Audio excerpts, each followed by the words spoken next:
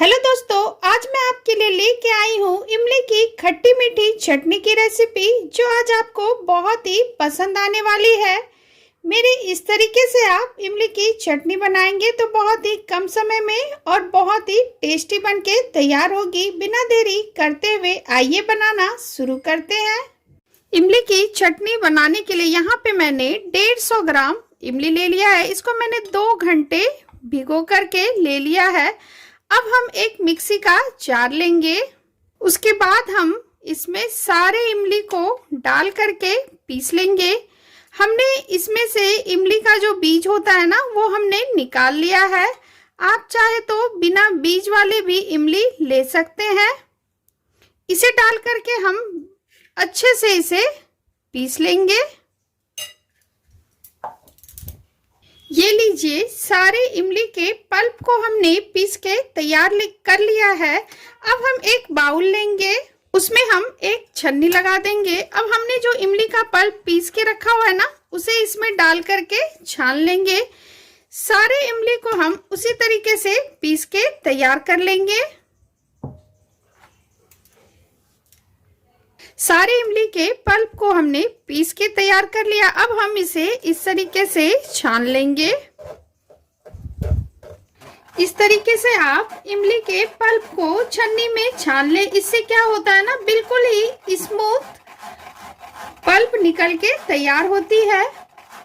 ये देखिए, सारा पल्प हमने निकाल लिया है और छन्नी में वो जो रेसे रह जाते हैं ना, वो छन्नी में आ गए हैं। अब चलते हैं गैस की तरफ। गैस पे कोई कढ़ाई या पैन रखे। अब हम इसमें 1 टेबल स्पून तेल डाल देते हैं। इसे गर्म होने देते हैं। तेल गर्म हो चुकी है। अब हम इसमें 1/2 टेबल स्पून जीरा डाल देंगे। इसे थोड़ा चटकने देते हैं। जीरा हमारी चटक चुकी है। अब हम इसमें 1/2 टी स्पून हींग डाल देंगे। उसके बाद हमने जो इमली का पल्प निकाल के रखा हुआ था ना, इमली को पीस के, उसे हम इसमें डाल देंगे। सारे पिसे हुए इमली को इसमें डाल दें। सारे पिसे हुए इमली को हमने डाल दिया है। अब इसे चलाते हुए हम इसे पका लेंगे।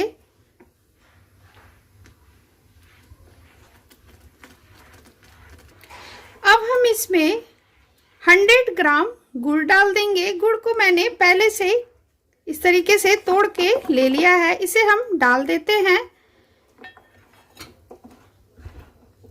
इसे थोड़ा घुलने देते हैं। उसके बाद हम इसमें चीनी ऐड करेंगे गुड़ को बैलेंस करने के लिए।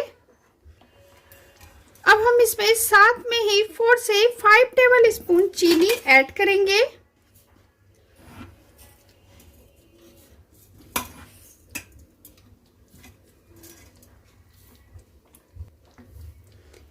हमने इसमें 5 टेबल स्पून चीनी ऐड कर दिया है। इसे भी हम साथ में गुड़ के साथ घुलने देते हैं।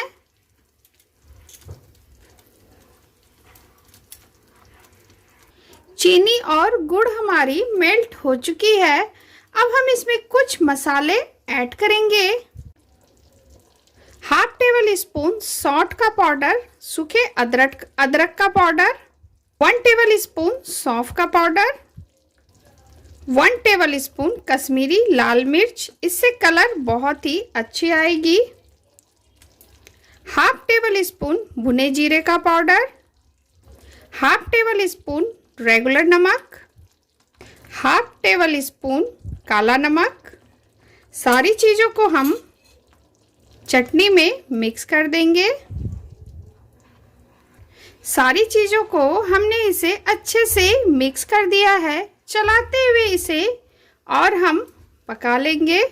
3 से 4 मिनट हम इसे और पका लेते हैं। ये आप देख सकते हैं चटनी का कलर कितना अच्छा आया है। इसी तरीके से हम चलाते हुए इसे पका लेंगे।